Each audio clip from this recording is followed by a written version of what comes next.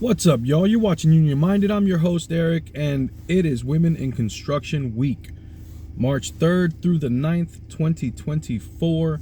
And I'm going to take this episode to talk about Women in Construction Week briefly, and also to talk about a legendary woman in labor. You know me, I'm union minded, so I always like to tie it back to union type messaging and union type information, and that's how I'm going to continue to present the information I present. So let's talk about Women in Construction Week. About Women in Construction Week. WIC Week, or Women in Construction Week, celebrates and promotes the role of women in the construction industry. NAWIC held the first WIC Week in 1998, and it has grown and expanded each year since. Many of our local chapters hold WIC Week events, which can include making presentations to high school classes, job site tours, luncheons, and virtual events. This year's theme, Keys to the Future, celebrates the strength and knowledge of women and the vital role they play in shaping the future of the construction industry.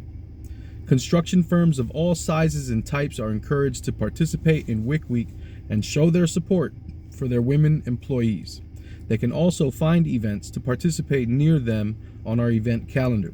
I'll drop this link into the description box in case you know or work for anyone who may want to take part in future WIC Week events. That way you can pass along that information.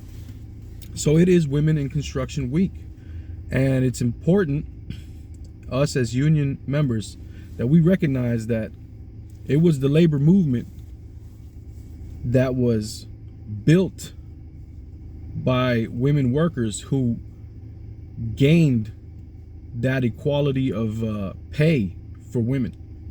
I don't know if you're aware, but in a union, women get paid the same rate as the men. And so that came through labor.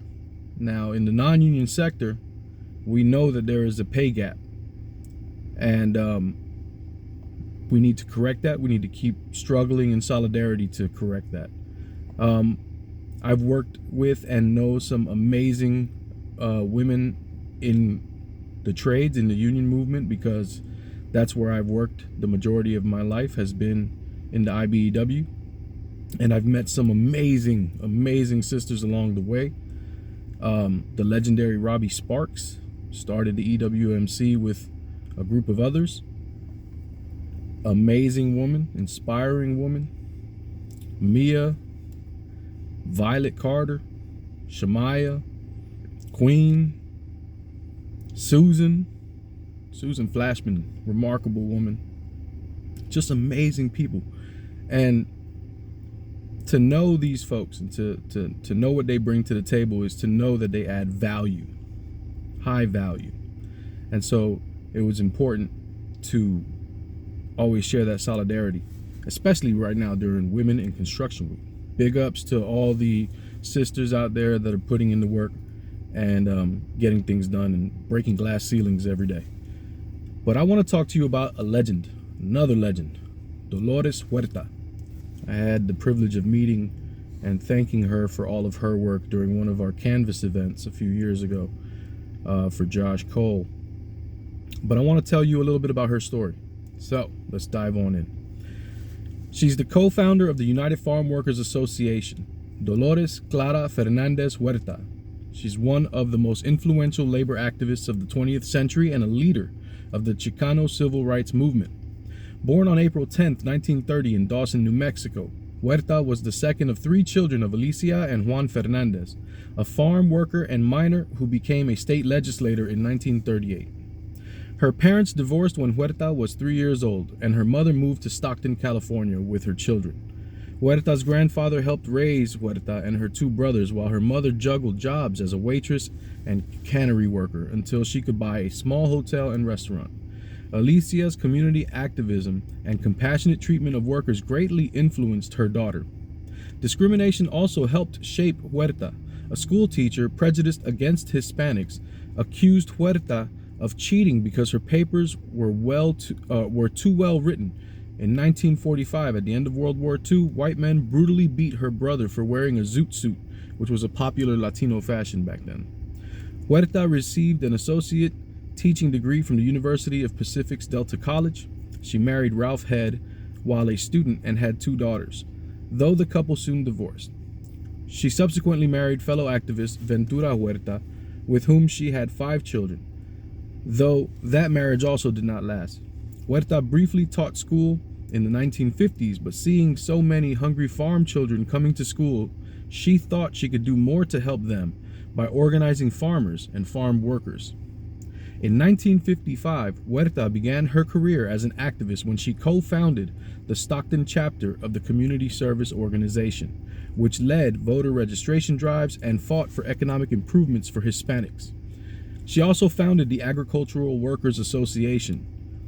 Through a CSO associate, Huerta met activist Cesar Chavez, with whom she shared an interest in organizing farm workers.